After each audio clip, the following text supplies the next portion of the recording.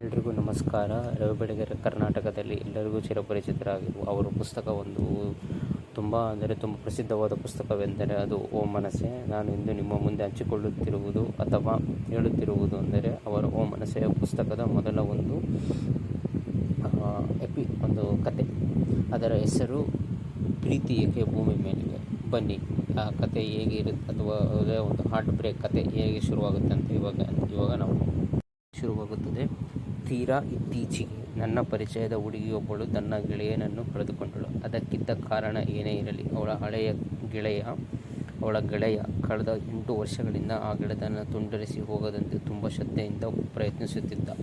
ಅವಳ ಹಠಮಾರಿತನ, ಅವಳ ಸ್ಟುಪಿಡಿಟಿ, ದಡ್ಡತನಗಳು, ತಗ್ಗೆತ್ತುತ್ತ ಜಗಳಗಳು, ಹೀಗೆ ಎಲ್ಲವನ್ನೂ ಸಹಿಸಿಕೊಳ್ಳುತ್ತಿದ್ದ. ಪ್ರತಿ ಸಲ ಜಗಳವಾದಾಗಲೂ ಅವನೇ ಸಂಧಾನಕ್ಕೆ ಮುಂದಾಗುತ್ತಿದ್ದ, ಏಕೆಂದರೆ ಅವಳನ್ನು ಅವನು ತುಂಬ ಪ್ರೀತಿಸುತ್ತಿದ್ದ. ಆದರೆ ಮೊನ್ನೆ ಯಾಕೋ ಹಾಗಾಯಿತು. ಅವಳು ಒಂದು ಸುಳ್ಳು ಹೇಳಿದ್ದಳು. ಯಾರದೋ ಮನೆಗೆ ಹೋಗಿ ಬರುತ್ತೇನೆಂದು ಹೇಳಿ ಮತ್ತಾರದೋ ಮನೆಗೆ ಹೋಗಿದ್ದು ಬಂದಳು ಅಷ್ಟೇ. He felt cheated.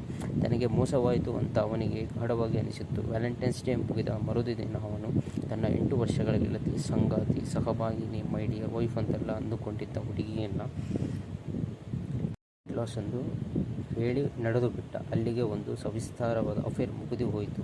ಅವನು ಮಾಡಿದ್ದು ಸರಿಯಾ? ಪದೇ ಪದೇ ಕೇಳಿಕೊಂಡೆ. ನೀನು ಮಾಡಿದ ತಪ್ಪನ್ನೇ ನಾನು ಮಾಡಿ ನಿನಗೆ ಸಾರಿ ಅಂತ ಹೇಳದಿದ್ದರೆ ನೀನು ಕ್ಷಮಿಸುತ್ತಿದ್ದೆಯಾ? ನನ್ನ ಜಗದಲ್ಲಿ ನಿಂತು ಹೇಳು ಎಂದನಂತೆ. ಕ್ಷಮಿಸುತ್ತಿರಲಿಲ್ಲ ಅಂದಳಂತೆ ಹುಡುಗಿ. ಅವನು ಮಾತು ಮುಗಿಸಿ ಎದ್ದು ಹೊರಟು ಹೋದ. ಅವನ ಜಾಗದಲ್ಲಿ ಬೇರೆ ಯಾವುದೇ ಗಂಡಿಸಿದ್ದರೂ ಅದೇನು ಮಾಡುತ್ತಿದ್ದನು?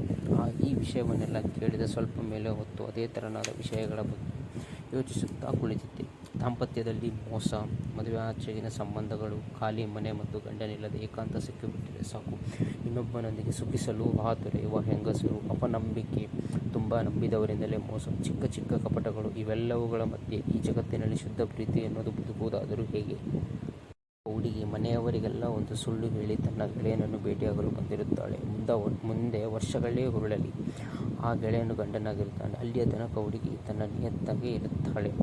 ಆದರೆ ಇದಕ್ಕಿದ್ದಂತೆ ಅವಳು ಗಂಡನಿಗೆ ಥೇಟ್ ಅದೇ ರೀತಿಯ ಸುಳ್ಳು ಹೇಳಿ ವಂಚಿಸಿ ಇನ್ನೊಬ್ಬನನ್ನು ಭೇಟಿಯಾಗಿ ಬಂದಿರುತ್ತಾಳೆ. ಅವಳಿಗಾಗಿ ಕಾಯುತ್ತಾ ಕುಳಿತವನಿಗೆ ಎಲ್ಲವೂ ಸೂಕ್ಷ್ಮವಾಗಿ ಅರ್ಥವಾಗಿರುತ್ತದೆ. ತನಗೆ ವಂಚಿತನಾಗುತ್ತಿದ್ದೆ ಎಂಬುದನ್ನು ಅವಳ ಪ್ರತಿ ಚಲನೆಯನ್ನು ಅವನಿಗೆ ಕಾಣುತ್ತಿರುತ್ತದೆ. ಈ ಗಳಿಗೆಯಲ್ಲಿ ಗಂಡಸು ಏನು ಮಾಡಬೇಕು? ವಿಪರೀತ ಎಮೋಷನಲ್ ಆದವನಾದರೆ, ಹೊರಟನಾದರೆ, ದುಷ್ಟನಾದರೆ ಅವಳನ್ನು ಕೊಂದು ಹಾಕುತ್ತಾನೆ. ಹೀಗೆ ನಿಷ್ಠಳಲ್ಲದ ಒಬ್ಬ ಶೂರ ಹೆಂಗಸನ್ನು ಕೊಂದು ತನ್ನ ಬದುಕನ್ನೇ ಗಾಳಿ ಮಾಡಿಕೊಳ್ಳಬೇಕೆಂದು ಯೋಚಿಸುವ ಸಮಚಿತ್ತದ ಮನುಷ್ಯ ಅವಳ ಜೊತೆಗಿನ ಸಂಬಂಧ ಕಳೆದುಕೊಂಡು ಅದೆಷ್ಟೇ ಮಧುರ ನೆನಪುಗಳಲ್ಲಿದ್ದರೂ ಅವುಗಳನ್ನು ದಫನು ಮಾಡಿ ಅವಳ ಮುಖವೆಂಬ ಅಸಹ್ಯದಿಂದ ದೂರವಾಗಬಿಡುತ್ತಾನೆ. ಅದು ಸರಿ. ಆಮೇಲೆ ಅವನಿಗೆ ಪ್ರೀತಿ, ವಿಶ್ವಾಸ, ನಂಬಿಕೆ, ಅನುರಾಗ, ದಾಂಪತ್ಯ ಮುಂತಾದವುಗಳ ಬಗ್ಗೆ ನಂಬಿಕೆ ಉಳಿಯುವುದಾದರೂ ಹೇಗೆ? ಮತ್ತು ಅವನು ಇಂಥ ಇನ್ನೊಂದು ಪ್ರೀತಿಯನ್ನು ಕಂಡುಕೊಳ್ಳುವುದಾದರೂ ಎಲ್ಲಿಂದ?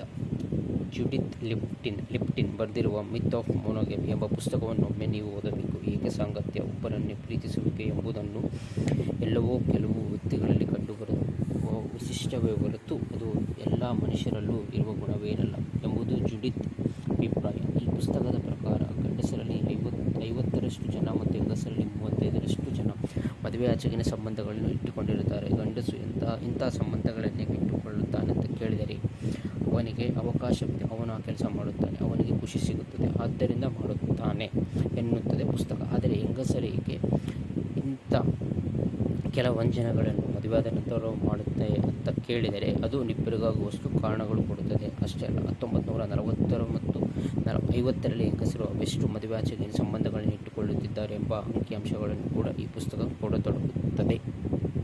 ಮುಂದಿನ ಎಪಿಸೋಡ್ಗಾಗಿ ಲೈಕ್, ಶೇರ್, ಸಬ್ಸ್ಕ್ರೈಬ್ ಮಾಡಿ.